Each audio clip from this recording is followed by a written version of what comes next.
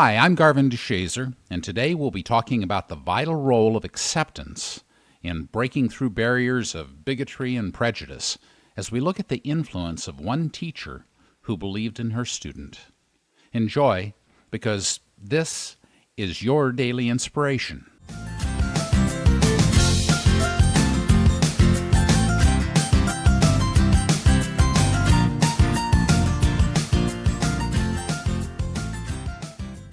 "39-year-old Michael Atkins knows a thing or two about racial prejudice.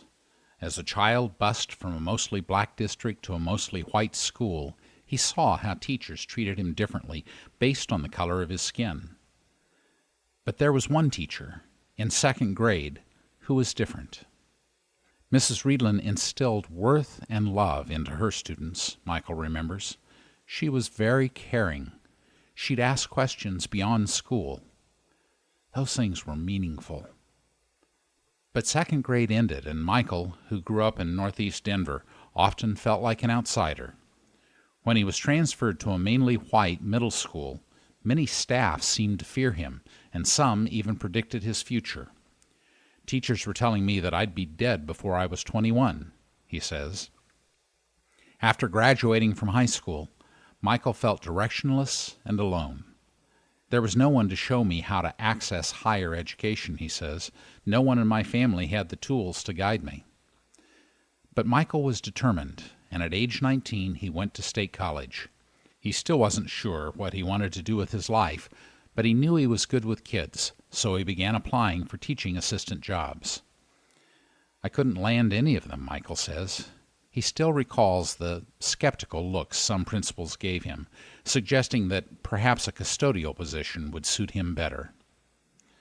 Eventually he did find a job as a school custodian. But as it turned out, the principal of the school was his former second-grade teacher, Carolyn Reedland. "She embraced me, asked about my family," he says. "I told her I wanted to work with kids." Carolyn granted Michael a position as the school's reading and writing paraprofessional, and that became his door in. Encouraged, Michael redoubled his efforts and got his teaching certification. He was promoted to teacher, then assistant principal, and on June 1st, 2019, Michael achieved what had once seemed unimaginable. He officially started as principal of Stedman Elementary School. As principal, he resolved to address the racial and cultural prejudices that continue to divide the school system. It's a passion born of personal experience. Knowing what it feels like to be treated differently based on the color of your skin, he also knows what it feels like to have one teacher who sees beyond that to who you really are. "If we have children struggling with self-worth, it's hard for them to learn," he says. "It's difficult to ask a child who has experienced something traumatic in their lives to sit down and learn academic subjects. That's a big ask. It's our responsibility as educators to create self-worth and celebrate the student."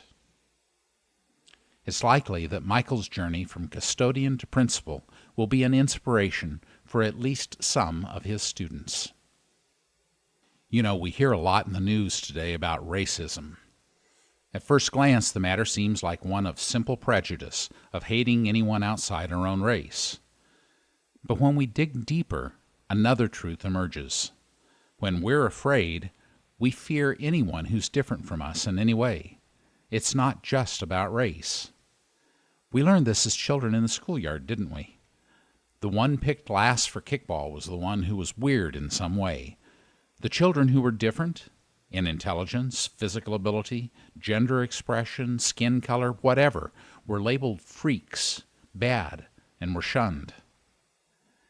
As adults, many of us do the same when we exhibit racial prejudice. When we feel unloved, we fear those who are different in any way, so we shun them. The shunning may be less overt than in our school days, but it's no less destructive. The solution is not about fighting racism. As long as we're fighting the haters, we're reacting to them and therefore prisoners to them. The solution is to establish loving connections that eliminate the fear that drives us to hate in the first place. It's for us to join together and embrace each other as souls, not as threats or objects of hatred.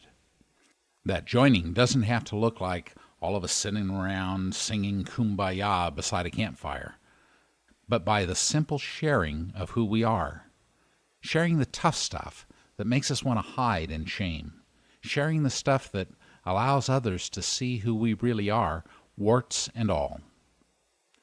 We can find those who will accept us without judgment, as Michael did in his former teacher.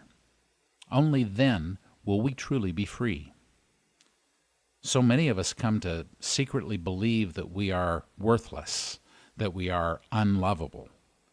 But when we experience just one person accepting us wholeheartedly as we are, we expose to ourselves the lie that we are unlovable. When we discover the fundamental truth that every one of us is a special, unique, and magnificent expression of divine creative love, we feel light, peaceful, and joyful.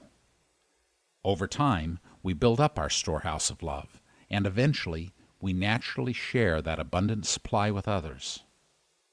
And then, things like skin color become no more than details of a canvas. What will you do to find someone you can trust to accept you just as you are? Will you invite them into your weird little world and let them see the real you? What can you do to help others do the same? Will you say to someone who's different from you, "I'm here," and invite them to share who they really are with you? Will you let go of your judgments and accept them just as they are?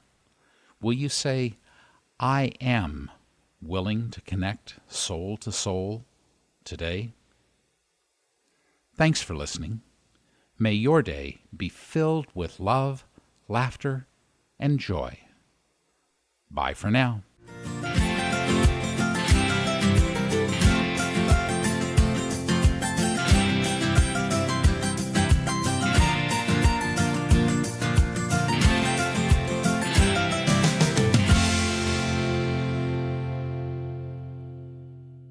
Hi, this is Scott, producer for the Daily Inspirations podcast.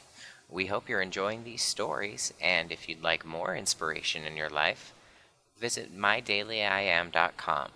You can find weekend blog posts, sign up for our email update list, and you can let us know about an inspirational story you'd like us to cover. Or just say hi. We'd love to hear from you.